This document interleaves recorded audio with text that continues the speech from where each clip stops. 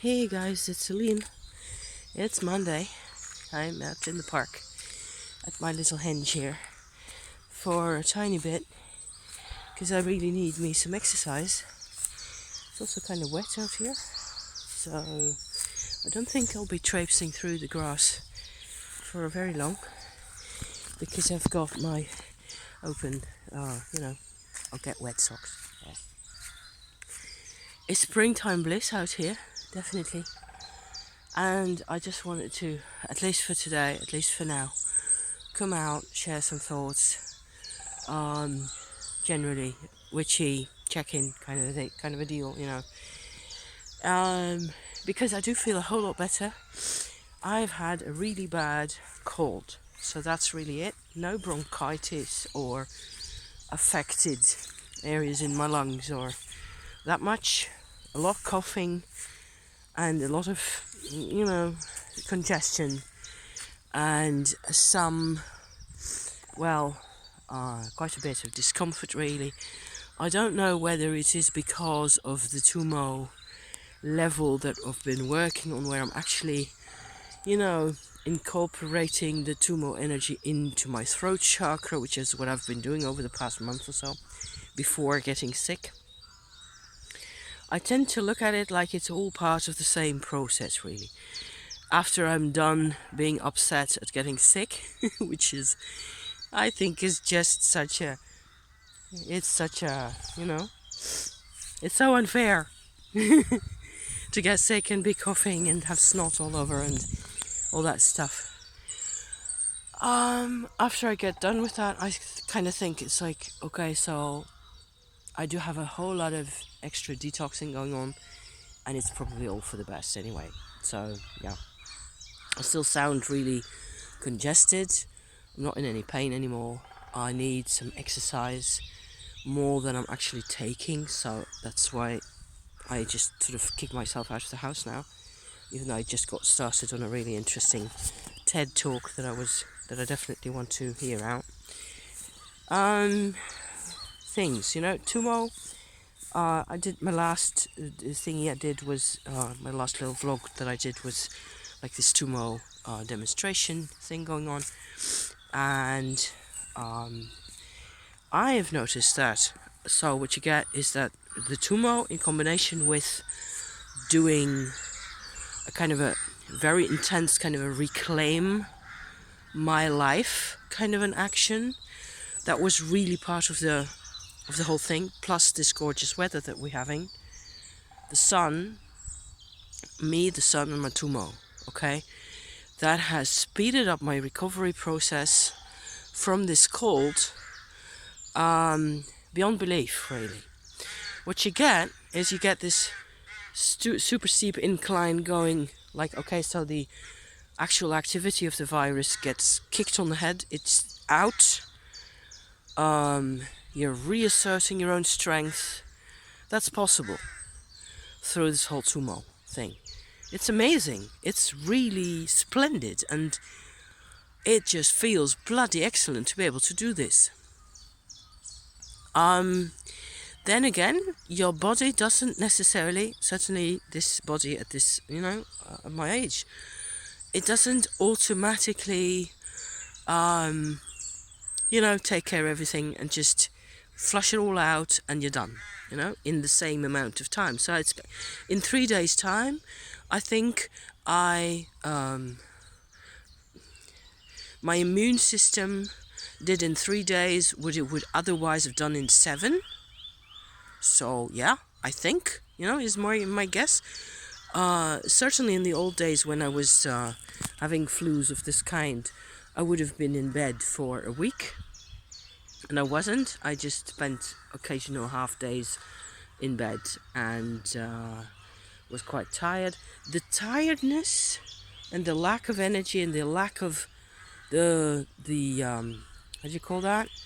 Where you're feeling discouraged completely, feeling like nearly depressed, I can't do this and I don't know what to do with myself and stuff like that, really kind of nearly desperate, or too tired to be desperate, but really fed up and all that stuff. That's the stage really where you where the virus is winning, you know? Or in this case, it's the virus, or any kind of imbalance in the body will do this, I think. To me, certainly. Where I will just go like, hang on, this isn't what I bargained for. This isn't what they said on the package for my life, you know? There's a wood pole. It's one of those things that this is my henge. I've shown this before a couple of times. It's a sort of a little playground piece. Actually, there's toys lying around here in the grass now that somebody forgot. And there's lots of poplar sticks with buds on them still, and there's a couple of flowers here and some little herbs and plants and bits and bobs and pieces. So yeah, sticks and things. Pretty awesome place to be at. They also dug up some of the old sticks. Apparently they've taken out the old sticks of the henge bits around here now. So I was noticing quite a bit, and this was actually a really cool phase. Friday, today's Monday, okay, so 3.5 days ago or so. Made that Sunday, Saturday, Friday. So actually it's 3 days ago. I noticed that I was sitting in the sun. I've been having this glorious weather for who knows how long, for weeks really.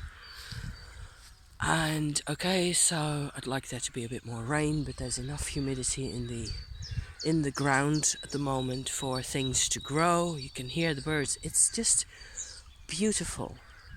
But I was having this state where I was not having my energy myself.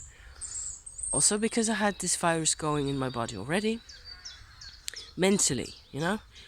I wasn't feeling like this is my life.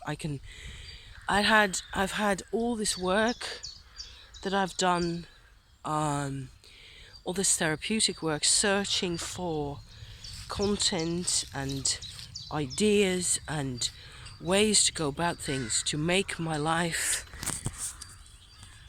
the way I like it to be, you know, to feel like I'm productive, to feel excited about life, to feel like I'm part of this glorious springtime.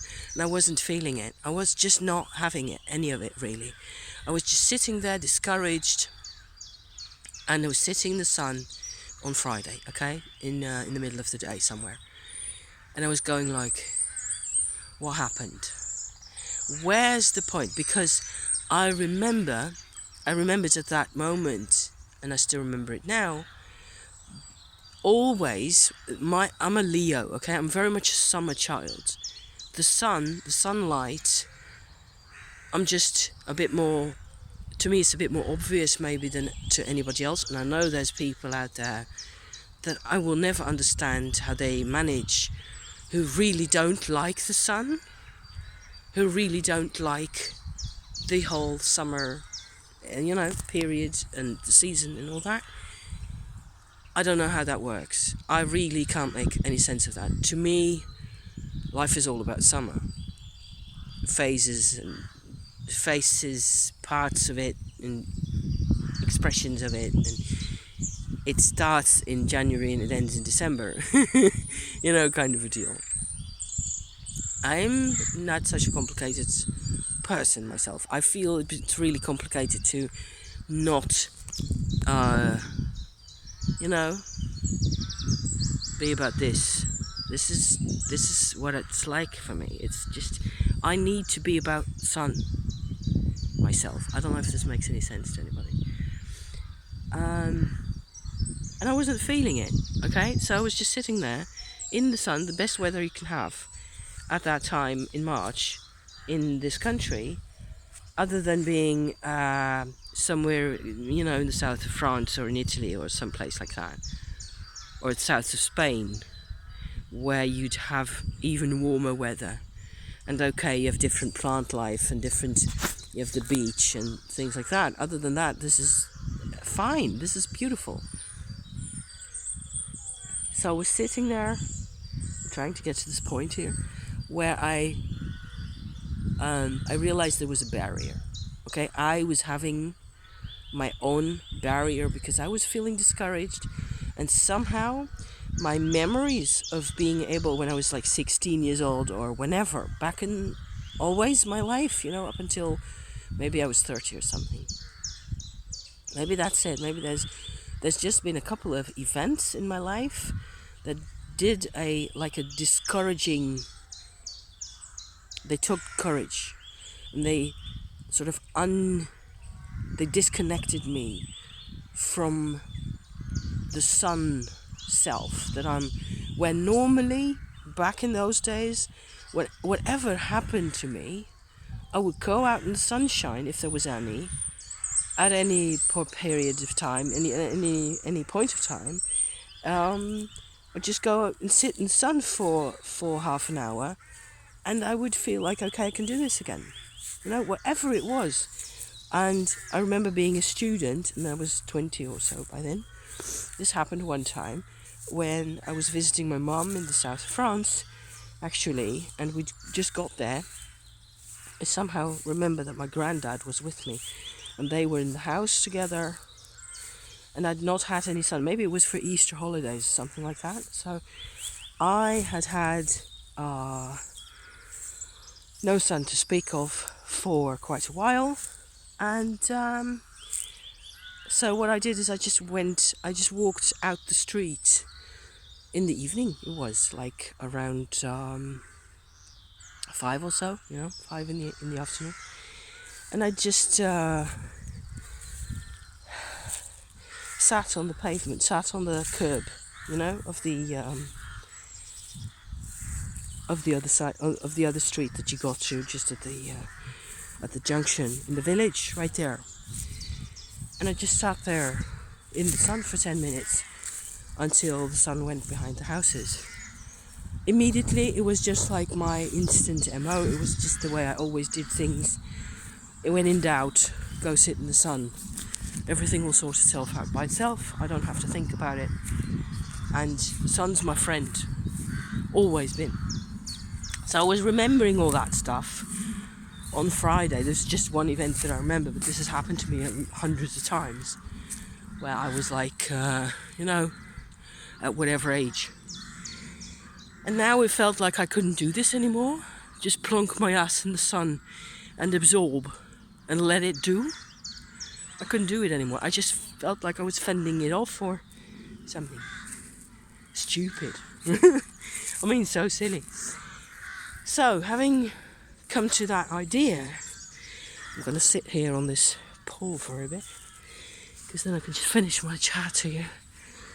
12 and a half, 13 minutes.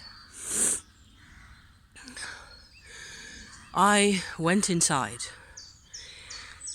and I felt like there was this huge layer of all these experiences, all these thought processes, everything of the past years, a lot of which I've shared on my channel, okay? Tough times, vibrational problems, trauma, memories, compassion with people who've suffered, my parents who've suffered, both of them, my grandparents, endlessly. And it was like it took compassion, apparently took away some of my own agency. Do you know what I mean? Does this make sense? That you can actually have so much compassion, feel so overwhelmed by other people's pain, even in the past, even people who are long gone. Just realizing over and over again what it is that they've gone through, what you have gone through. Also compassion towards yourself in a hopeless kind of a situation, over and over and over. Hopeless, You just lose. It's overwhelming and you lose your agency. That's what happened. Okay? So by the time I got my ass out in the sun again, I couldn't feel it anymore. I could feel the sun on my skin, and it was going in this deep, and that was it. And it wasn't accessing. And inside, where the virus was, of course, having its field day in here, going like, yay, we've got a good one here. We've got a great customer, so we're going to do everything to, open up this market for us. Yeah.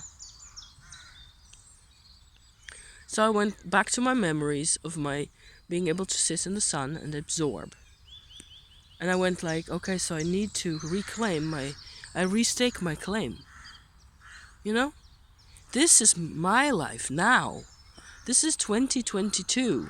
It's not 1974. It's not 19 whatever the fuck it may have been. Excusez le mot. Um, this is today. And not followed immediately because I have responsibilities to other people, blah, blah, blah, blah, blah. I want my own life. Okay? Because I used to be able to want my own life even back then, even though I didn't have any notion of who I really was, and I had no emotional life to speak of, and a lot of things were bad as hell. I could still absorb the sun, and my body needs the sunlight to get my immune system going again, and to get me into the vibe of life again. I need to vibe with life, and the body needs the sunlight, even if I don't get it at that moment because I'm all messed up with all my therapeutic connections and all my emotional connections that are all over it. And I think I was in a state of shock also over the week before. Over the week before, I was in a state of kind of confusion because I noticed patterns that connected me to my dad. Again, this has happened before. Where I noticed that suddenly there's a couple of patterns of preferences that I have and things that connect me to memories I have apparently as a toddler of being with my dad, and the difference of having the life that I had as a toddler with my dad and with my mum. And that's an area because I never saw him again after I was, for like 5 years old or so. We got separated. My dad wasn't really such a nice person to have to deal with, but at that time I was harmless and he was fine with me, And I was harmless and he just never felt the need to be nasty to me at the time. It's a nice place to be sitting and vlogging because you're away from the path. I can see people passing by over there over the path occasionally. It's not very busy at all. It's Monday morning. Nearly noon. So this kind of thing tends to overwhelm me. The fact that I have these infant memories, not like an infant baby level memories necessarily, but just a bit later than that, from 2 to 4.5 years old or so. I have memories that are still there, and I apparently still behave according to some of those things, some of those experiences that I had, which is not such a big surprise. But it kind of came home to me really in a very deep and intense way, and there's a huge contrast which bugs the daylights out of me between my parents, between my mum's approach to life and my dad's approach to life. Those two were completely at war with each other, and that sucked for all of my days, right? So I was stuck with that, and I had to sit there Friday and just go like, okay, so sod it. I live today. I have all this great stuff going on in my life, like tarot and astrology and relationships and friendships and interesting insights and connections and even past life connections. There's so much great stuff going on. This is my life. But I have to claim it. I have to stake the claim. I see this very physically, very viscerally, exactly like the poles at the henge that I showed you just now. I have to have these 6 or 7 stakes, poles of wood that I just stick in the floor, in the ground, like as above, so below. Like in the movie The Craft, remember? Where they go as above, so below. I'm suddenly reminded of that. That's hysterical. Because I was watching that movie again, bits of it, and there's a couple of other things that I've that are constantly fascinating to me. But it worked. The thing, for the purpose of this little vlog here, it worked, okay? Staking the claim, and as well as the Tumo energy, and a lot of hydration, and getting yourself to eat as well as possible. I don't know, man, you know, you just have to eat whatever works for you. But in me, I'm not a dietary, very difficult person. I can eat whatever I like, provided that at the moment I just need a whole lot more fruit than normal. I need, let's say that the needs for fruit are more explicit now than I'm used to. Normally I can get away with not having an orange for 3 days, and now I just have to have the orange and the apples and the carrots and vegetables and everything. I just need it all. So the last night, actually, I slept properly for all my hours, you know, at length, untroubled. I'm having a lot of coughing. I'm having a lot of, you know, stuff is coming out and all that. But my body is reasserting its internal, you know, its organization in itself again, because the energy is there. But I was so interested in how I had to reclaim the energy. If I don't claim the energy, anything can come and live in here. Yuck. Duh. No way. So that's what I had to say, really. I had another thought about the craft, which is just kind of, you know, since I'm still here and still going, 20 minutes, well, why not, you know? I might just stick this on. In The Craft, the 1996 movie, okay? I'm only talking about that one ever, because I haven't seen the other one. They go, serpent of old, ruler of deep, guardian of the bitter sea, show us your power. Okay? Those lines, they're actually not from something else, except that there's a slight biblical connotation behind the serpent of old line. The text of serpent of old is supposed to be biblical somehow.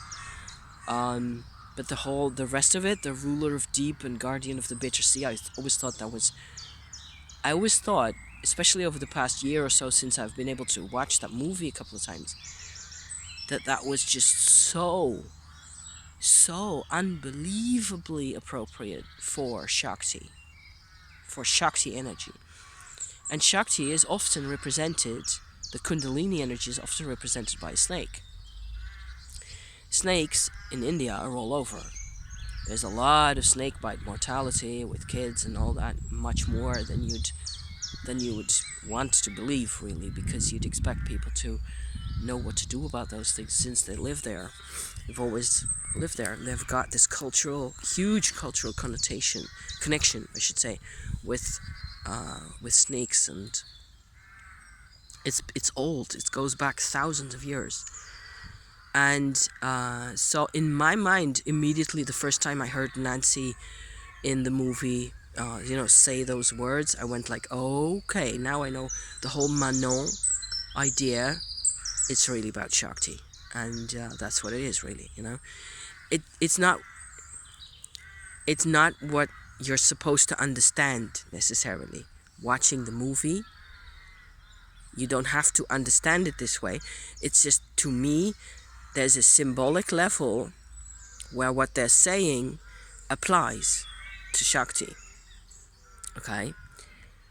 Because serpent of old, ancient serpent, goddess, power, okay? That refers to this kind of energy. It's our connection with it. It is a ruler of deep because it comes out of the earth. It connects us when we practice any kind of Shakti work.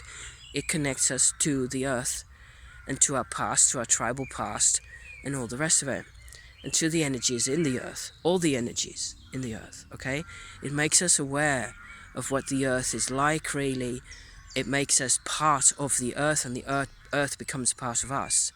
So, ruler of deep. Guardian of the bitter sea, to me, can only be a guardian of tears. And because it's so crucial, because it's so important, when you're practicing any kind of Shakti work, or Tumo work as I tend to call it in my case, you have to deal with your emotions. You have to deal with all your emotions at some point or other. You have to deal with the bitter sea, deal with the tears. Everybody's tears and your own, you know, all the time. And often there's no real distinction between my mother's tears, my father's tears, mine, you know. I am a mix, and my bitter sea comes from both of them and from their ancestors going back in time. So automatically dealing with the serpent, you're going into the world of pain and compassion and all the rest of it. So show us your power. It's a dangerous statement to be making, you know, a dangerous request to be making. But I just feel it just enhances this. It's like this whole movie, they really know what they're doing. And more can be said about that. But I just felt that I just wanted to make this point because, you know, it's a favorite of mine. I don't really watch the whole movie. I just watch the first 2/3 where they're all, you know, getting mates with each other, and the 4 girls, and Sarah and Nancy, are finding ways to sort of deal with each other. And then in the end, it all goes bad, and they just end up, you know, being enemies, really. And I don't watch that most of the time because I feel, at the end, I really feel so sorry for Nancy because nobody helped her really to sort her stuff out. And I have watched the whole movie a couple of times. I know how it ends, you know. I know what it's like. And I think it's a fantastic movie, really great. And I just feel that Nancy's problem is also very much a universal problem, and the fact that she gets locked up and given shots of some kind of tranquilizer, and she really ends up being in a complete state of fragmentation and self-destroying, you know. That's how it really tends to go for people, and how people pick themselves up out of that ever, or find ways to become a better version of themselves, as it's called nowadays. Again, I don't know. You know, I have no way of saying. But it's painful to watch, and I tend to just not watch that. And the whole, you know, all the drama bits, I don't tend to watch as much. But it's the great thing about this movie also is that it just doesn't pass judgment really that much on anybody's actions. And Sarah, who's the other main protagonist, ends up learning how to defend herself really, and how to tap into her own powers in a way to, you know, also stake her claim really. So it actually connects to my theme of my video here more than I was expecting. So that's nearly half an hour, yes. I think that's about as much as I can manage to make myself talk about today. I am super glad to be able to say I am still very much alive. And it's awesome.